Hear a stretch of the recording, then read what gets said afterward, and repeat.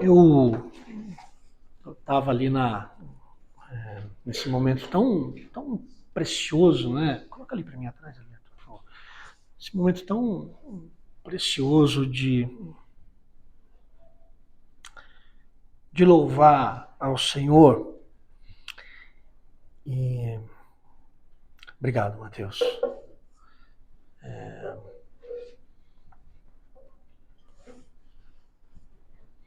Que assim, eu até, dado o que eu tinha falado antes, né, dessa importância da gente estar assim envolvido e coisa e tal, que eu decidi aqui de última hora, assim, não sou muito desses de trocar mensagem, eu não foram raras as vezes no meu ministério em que eu fiz isso, em que eu troquei a mensagem. A mensagem estava pronta, estava ali no meu iPad, tudo certo. Mas esse momento de louvor foi tão gostoso, assim, foi tão bom. E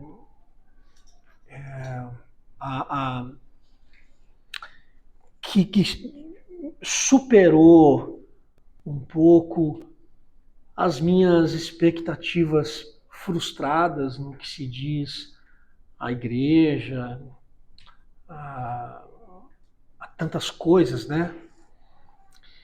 Que me veio o texto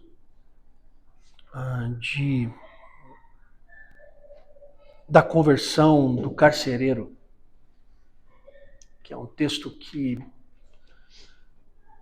me foi soprado no coração no momento do louvor, e eu queria muito ler esse texto e conversar um pouco sobre ele. Atos 16,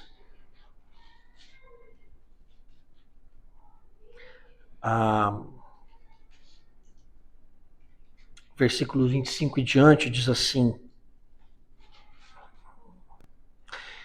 por volta da meia-noite, Paulo e Silas oravam e cantavam hinos a Deus, enquanto os presos os escutavam. Se você quiser encostar aqui pra gente, Bruno, por favor. As crianças estão lá brincando, né? A gente encosta aqui.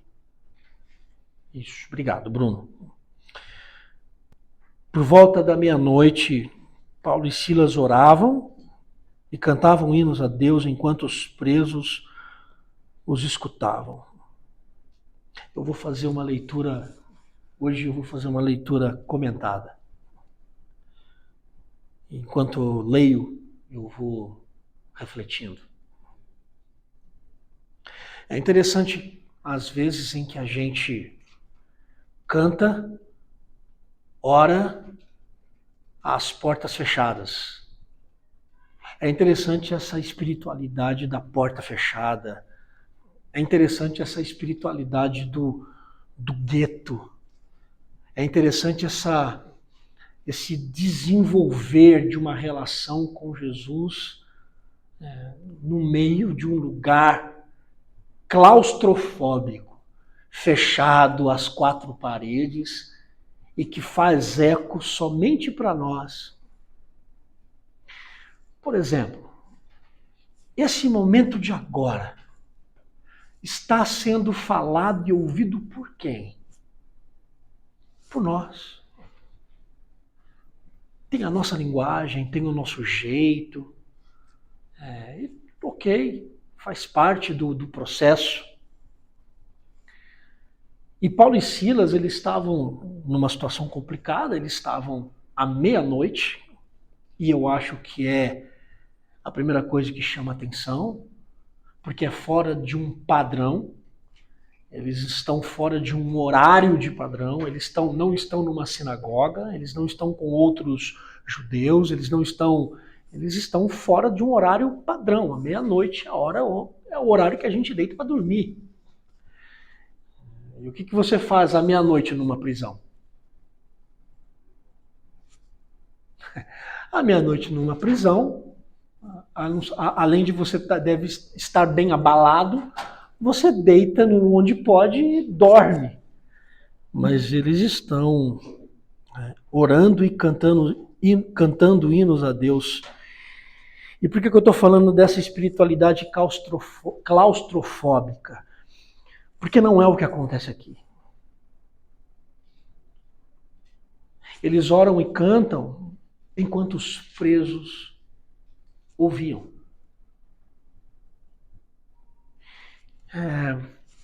Eu estou aqui me perguntando quando foi a última vez em que alguém ouviu a minha oração. E eu não estou falando de vir aqui e fazer uma oração e vocês ouvirem, não. Eu estou me perguntando quando foi a última vez em que a minha espiritualidade abriu portas para o mundo, de modo que a minha relação com Jesus falada, cantada, fosse ouvida por quem não faz parte do meu convívio de desenvolvimento, do meu convívio de espiritualidade comunitária. Qual foi a vez em que eu entrei em uma loja cantando ao Senhor? A gente vai numa loja para comprar, mas é sobre isso. Paulo e Silas estavam numa prisão, num lugar que não fazia o mínimo sentido para evidenciar algo assim, à meia-noite, fora do que é óbvio. Eu quero uma relação com Jesus para mim e para você que seja fora do óbvio. À meia-noite, talvez com as costas marcadas de chibatadas da vida, com as costas sangrando, encontrando tempo de orar e de cantar fora das paredes claustrofóbicas de um prédio religioso que sufoca as nossas orações e as nossas músicas para si mesma. Qual foi a última vez em que a sua oração foi ouvida por alguém? Eu não estou falando apenas de ser ouvida audivelmente.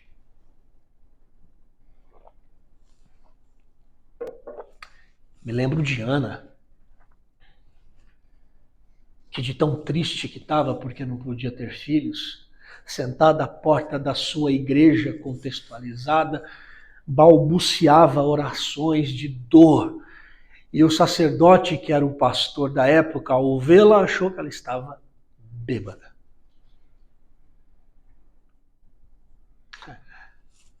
Qual foi a última vez em que alguém viu o balbuciar dos seus lábios, falando com Jesus em público? Qual foi a última vez em que sua voz, em que a sua vida com Jesus escancarou as paredes da claustrofobia dos edifícios e alcançou os presos na alma que estão ao seu redor? Eles oravam e cantavam enquanto os presos escutavam. E o versículo 26 diz que de repente houve um terremoto tão intenso que os alicerces do cárcere foram abalados. E logo todas as portas se abriram e as correntes de todos se soltaram.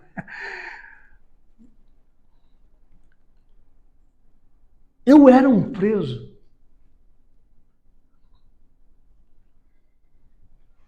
E todos nós, antes do Evangelho, éramos presos. E sabe o que aconteceu?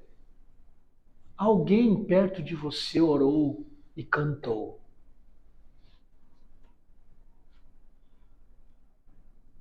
Quem foi que orou e cantou perto de você?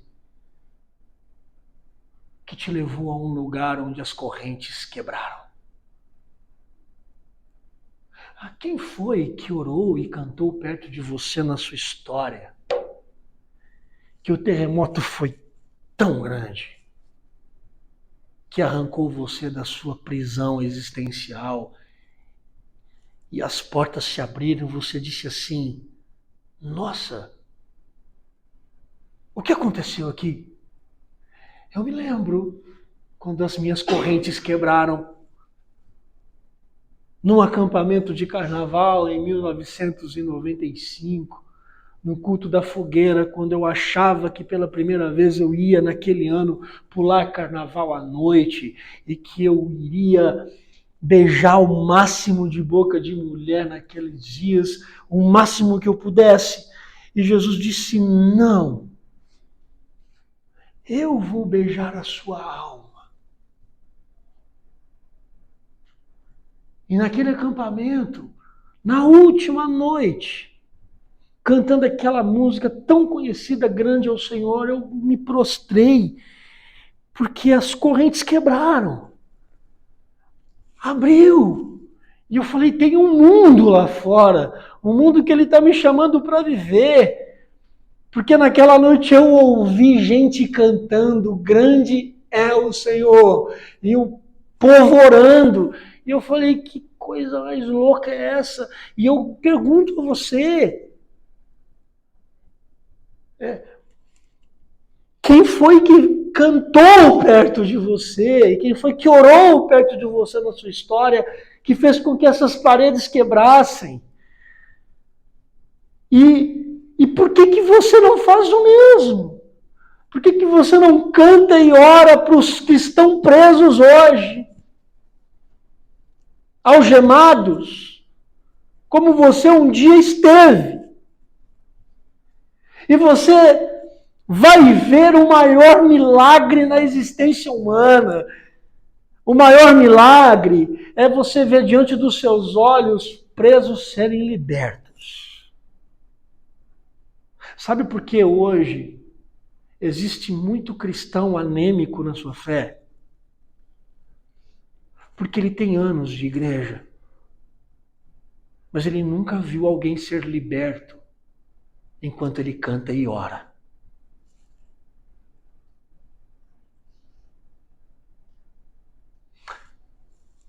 Essa é uma espiritualidade claustrofóbica, porque ela vê movimentações na igreja de transições denominacionais. E essas pessoas não conseguem ver presos serem libertos, porque onde se canta e se ora é dentro do nicho evangélico. A gente tem que cantar e orar é no lugar onde os presos estão algemados. No lugar onde você viveu enquanto preso e algemado. Houve um terremoto tão intenso que os alicerces do cárcere foram abalados e logo todas as portas se abriram e as correntes de todos se soltaram. Interessante a expressão todos, né? É porque para nós alguns podem ficar soltos, outros não, outros merecem o inferno. Outros merecem o jugo do pecado. E para merecerem ficar presos, a gente corre atrás dos pecados deles para acusá-los. Eu tenho algo para dizer para você. Quem corre atrás do pecado alheio é o diabo. A gente não corre atrás do pecado de ninguém para jogar na cara de ninguém. A gente canta e ora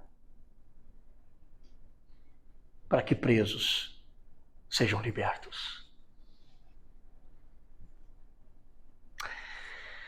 Mas o texto continua. Versículo 27. O carcereiro acordou. Lembra que eu perguntei no início da minha reflexão, o que é que se faz na prisão à meia-noite? Se dorme. Aqui está a prova. O carcereiro estava dormindo. É óbvio. Porque quem é que vai querer fugir à meia-noite também, né? Pode ser que seja um horário bom, porque está todo mundo dormindo, né? O preso está todo mundo dormindo. Mas aí o barulho fica maior, né? O carcereiro acordou. E vendo as portas, e vendo abertas as portas da prisão, sacou a espada para suicidar-se, supondo que os presos haviam fugido. Olha, a gente está diante de alguém que, por conta da culpa de um trabalho mal feito, entre aspas, porque o carcereiro não estava vigiando os presos, mas dormia, e acordou com o barulho de tudo que aconteceu, as portas se abrindo, o Espírito Santo libertando os presos. Ele viu aquilo tudo, achou que todo mundo tinha fugido e disse, bom, vão me matar, então eu vou acabar com a minha própria vida. Então aqui a gente está diante de alguém que encontrou a irreversibilidade de um problema. Já passou por isso? Eu fui tão incapaz na minha vida de cuidar daquilo que era para fazer. Eu fui tão incapaz que aquilo que eu tinha que fazer eu não consegui, perdi, e agora o que me resta é morrer. O carcereiro disse, bom, eu fui incapaz de fazer o meu trabalho. Todo mundo fugiu enquanto eu dormia. O que as pessoas vão dizer de mim lá fora? O que é que o meu capitão vai dizer? O que é que a guarda vai fazer comigo? Eu vou ser morto. Acabou a minha vida. Porque eu não fiz bem feito o que era para se fazer.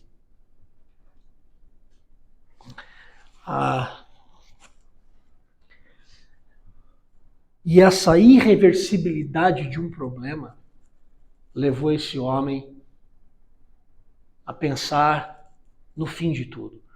E eu sei que é possível a gente enfrentar, em algum momento da nossa história, a irreversibilidade de um problema.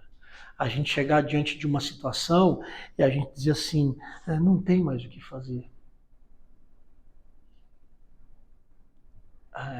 Acabou. E agora o que me resta é morrer.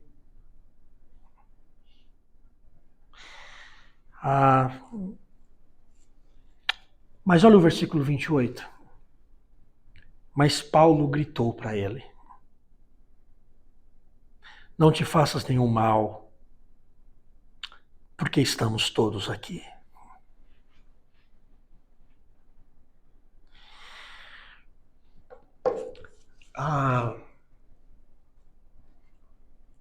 Não te faças nenhum mal. E veja, eu gosto dessa expressão do versículo 28. Paulo gritou.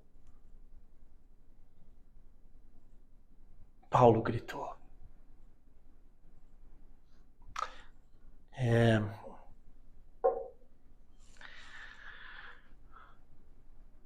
Está faltando ímpeto para a igreja hoje. Diante daqueles que estão vivendo a irreversibilidade de uma situação em que eles acreditam que o fim de tudo chegou. E a gente, enquanto igreja, a gente está preocupado com o recurso financeiro dela. A gente está preocupado em estrutura. A gente está preocupado o quanto que a gente vai poder comprar, o quanto que a gente vai poder investir. E sabe o que acontece? As pessoas às vezes não vêm para cá, sabe por quê? Porque a irreversibilidade do problema dela é tão grande que ela quer morrer. E ao invés da gente cantar para fora e orar para fora, a gente deixa também de olhar para essas pessoas e gritar a elas: não te faças nenhum mal.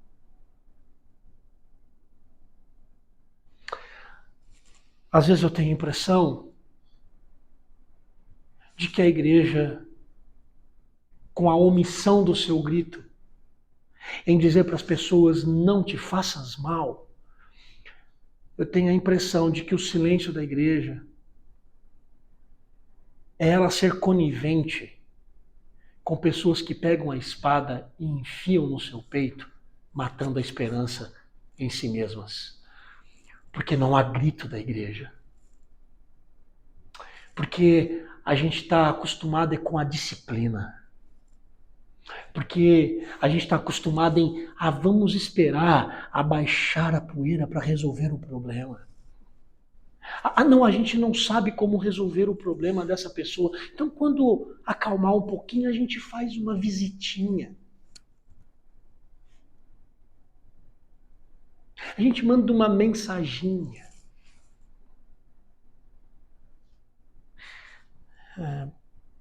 Paulo não esperou nada, ele viu a situação do carcereiro e ele grita: não te faças mal. Sabe o que é mais cômico?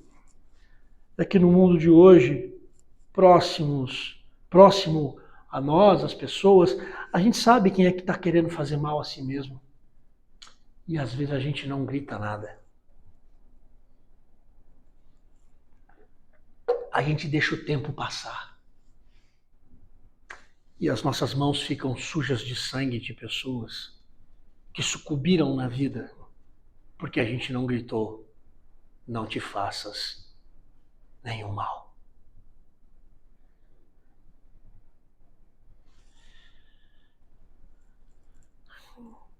Versículo 29 diz: ele pediu luz, correu para dentro e, trêmulo, prostrou-se diante de Paulo e Silas. Ele pediu luz, interessante.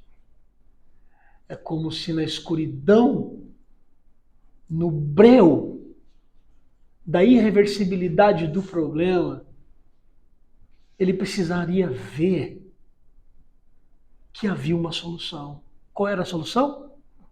Todos os presos estavam ali. Não foi isso que Paulo disse? Luz. Que expressão significativa num cenário de escuridão e de meia-noite, né? O texto acontece à meia-noite. E o carcereiro encontra alívio quando ele pede luz. Luz. Ele pediu luz.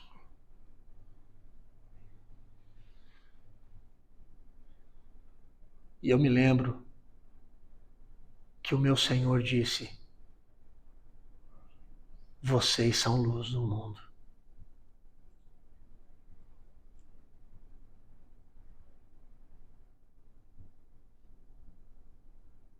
Vocês são lâmpadas no mundo. Pediu luz.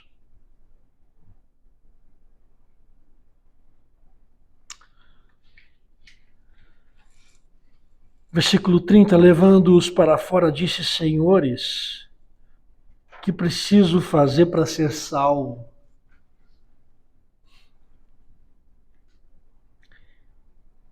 E eles responderam: crê no Senhor Jesus e tu e tua casa sereis salvo. É só crer em Jesus. Mas a gente impõe muitas outras coisas para as pessoas, né? A gente impõe muitos outros critérios para as pessoas, né? É difícil para a gente assimilar a ideia de que é simplesmente só em Jesus. Ainda que muitas igrejas históricas arrotem solos Cristo. Mas a impressão que eu tenho é que o solos Cristo não basta. A gente precisa maquiar um pouquinho. Ela tem que ter o nosso jeito de pensar enquanto igreja. Ela tem que gostar das músicas que a gente toca aqui, porque é a nossa teologia. E veja, eu não estou criticando as músicas, porque eu acredito que a gente tem que avaliar, sim, muita coisa. Mas veja, a gente impõe tantos subelementos embaixo do Cristo, do crer no Senhor Jesus e será salvo, que se as pessoas não cumprirem os nossos requisitos dos subelementos, elas não servem.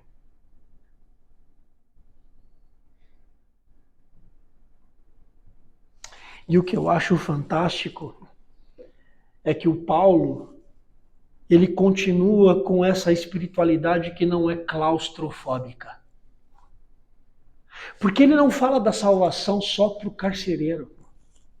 Ele diz você e a sua casa. Você e a sua casa. E a gente não sabe direito o que acontece, porque do versículo 31 até o versículo 32, pode ter acontecido muita coisa. E olha o que diz o versículo 32. Então pregaram a palavra de Deus a ele e a todos os que eram da sua casa. Eu já não sei se aqui já está de manhã. Eu não sei se o carcereiro correu de madrugada e trouxe todo mundo junto com os presos. Eu não sei o que rolou aqui. O que eu sei é que a fé que atingiu o coração do carcereiro era o mesmo tipo de fé que alcançou os ouvidos de todos os presos. Era a fé que rompe a parede do eu. É essa fé que rompe a projeção limitadora que a gente faz do evangelho. É essa fé que alcança pela fé, sem ver, e que ensina quem recebe o evangelho a também viver ele fora desse limitador que a gente impõe. Não. Você vai ser salvo e está tudo certo. O Paulo está ensinando ele a ir. Você e a sua casa.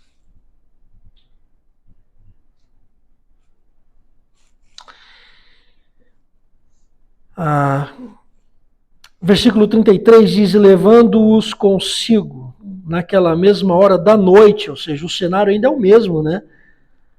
Lavou-lhes os ferimentos. E logo foi batizado ele e todos os seus. Olha o que acontece com o carcereiro. A partir do momento que ele crê em Jesus, o que ele faz? A primeira ação desse homem convertido. Lavou os ferimentos.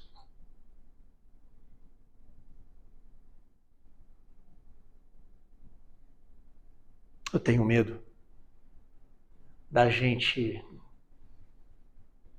causar mais ferimentos do que lavar ferimentos. Eu tenho medo da gente justificar os ferimentos dos outros com a frase você mereceu, do que colocar as nossas mãos à disposição de quem está com as costas feridas.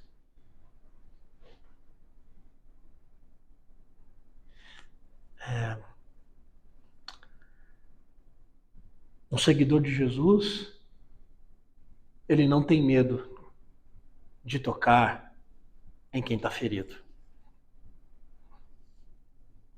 Um seguidor de Jesus não tem medo do sangue alheio. Um seguidor de Jesus não tem medo de ver alguém sangrando na alma. No caso aqui, era real, era físico. Um seguidor de Jesus não tem medo de ir até alguém que está ferido para exercer sobre o ferido um processo de cura.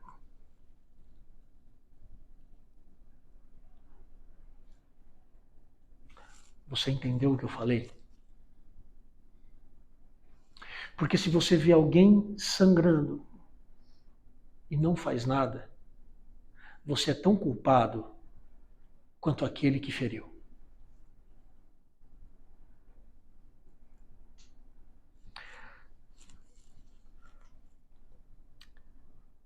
Naquela mesma noite lavou-lhes os ferimentos. Versículo 34, então os fez subir para sua casa. E aí entra o cenário que eu mais gosto. Pôs a mesa para eles e alegrou-se muito com toda a sua casa por haver crido em Deus. Mais uma vez eu encontro aqui aquilo que eu sou totalmente adepto. Eu sou adepto à teologia da mesa. É por isso que o púlpito não encontra uma mesinha. Simboliza isso. A mesa. O lugar santo onde aquelas pessoas que eram inimigas sentam à mesa para cearem juntas e se tornam amigas. Ele arrumou a mesa. A mesa estava posta. Depois de curá-los, de limpar as feridas, ele serviu. Ele arrumou a mesa para que todos pudessem estar juntos. E eu também me pergunto se a nossa mesa é uma mesa rodeada de pessoas das quais nós limpamos as feridas e trazemos elas para o nosso lugar. Trazendo essas pessoas para um lugar de importância que é o nosso coração. A nossa mesa, ela é rodeada por quem? Quem são as pessoas que a gente traz para perto para se alimentarem daquilo que a gente tem? Que grande alegria é quando a nossa mesa é rodeada por pessoas que eram feridas e presas e que nós ajudamos no processo do Espírito Santo na vida delas. Fomos parte do processo de cura na vida de pessoas que estavam sangrando. Eu não sei porque o Espírito Santo me deu esse texto e me deu esta palavra em específico. Mas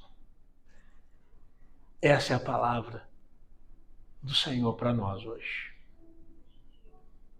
Essa é a palavra do Senhor para nós hoje. Você quer que eu tocar uma música, Matheus?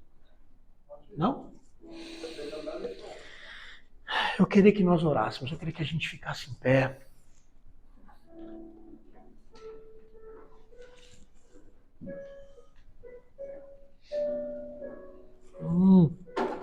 Podemos cantar. Grande é o Senhor, né? Vamos cantar. Grande é o Senhor e muito digno de louvor. Na cidade do nosso Deus, seu santo monte. Alegria de toda a terra,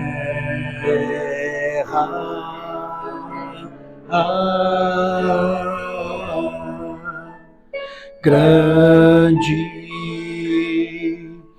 é o Senhor em quem nós temos.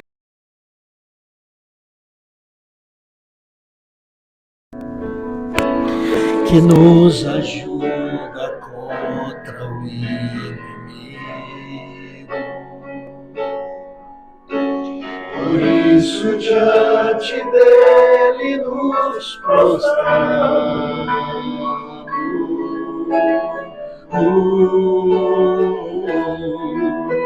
Queremos o teu nome engrandecer e agradecer-te por tua obra em nossas vidas. Confiamos em